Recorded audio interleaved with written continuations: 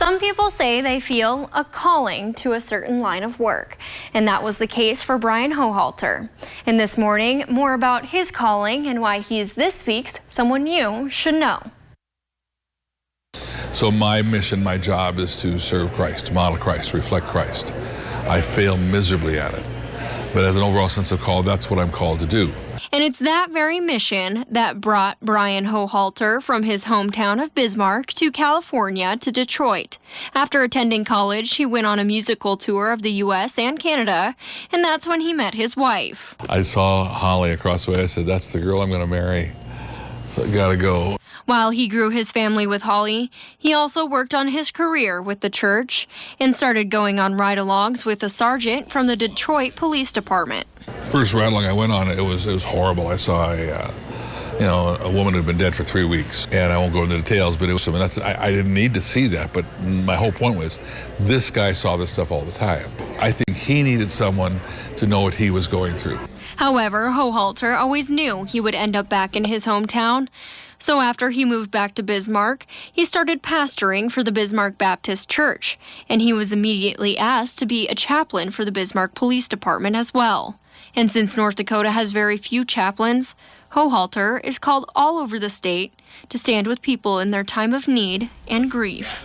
And in order to fill the gap, Hochhalter has started a 501c3 for chaplaincy crisis care, training in new chaplains across the state. That way, when something tragic happens, there are experts there to help care for all, just like when Deputy Paul Martin was killed in the line of duty last year in Mercer County. Turns out one of our chaplains that we trained lives across the street from Deputy Martin.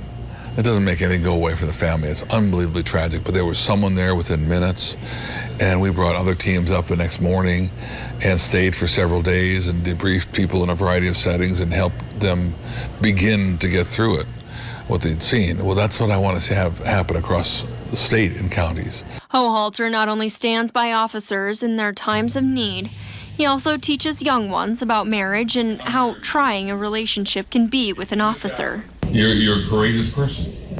You're a disciplined person. You're generous people. You just are.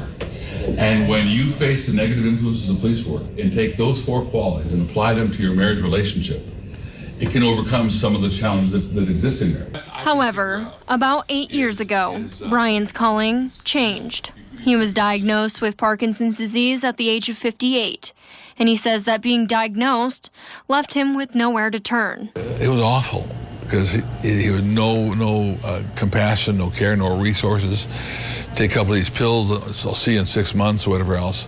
He is not the only one and says that people are misinformed all of the time. That's why he began an onboarding group for those who are newly diagnosed with Parkinson's. It offers patients support by showing them resources that they can utilize within the community and doctors that can help. Hochhalter says that a lot of these resources have helped him immensely as he continues to fight the neurodegenerative disease. I don't have to be sick, walk around being sick. I want to stay active and engaged. And I can do these things. And that gives me reason to get out of bed in the morning. It gives me a sense of purpose. His calling has led him to help many throughout his life. In fact, one day at a dog park, a woman sat by Hochhalter and started to sob. She said that she remembered him as chaplain after her fiance died by suicide. After she lost her fiance, she fell into addiction and became homeless. And she was saying, it's so cool that God sent you here. A year later, Hochhalter and his wife took that woman and her dog in and are still helping her find her journey to sobriety today. He says that his calling is to help others in life, whether that be housing the homeless, sitting with people, helping them in their time of grief, or encouraging the sick to keep fighting. Bryan Hochhalter is someone you should know. And Hochhalter says that he's been married to his wife, Holly, for 42 years, and they have 3 sons together, and they often enjoy riding their Harley Davidsons. And if you think that there's someone that we should know, like Bryan, you can head over to kxnet.com and just look for someone you should know under the news tab, and we'll have a link under the nomination